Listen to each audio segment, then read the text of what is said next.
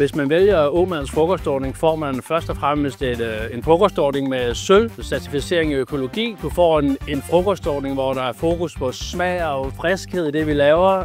I Åmands der betyder maden jo alt.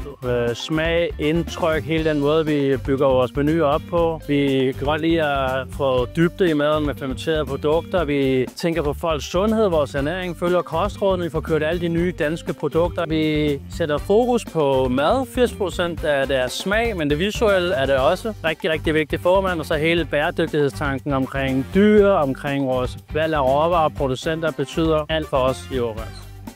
Og jeg har været med til at starte Åmands frokostordning. Vi har udviklet vores frokostordning i samarbejde med vores kunder igennem årene. Det har vi gjort ved at lytte til, hvad de ønskede, hvilke behov de har. Og det betyder, at vi i dag faktisk står med det, vi synes er den perfekte frokostordning.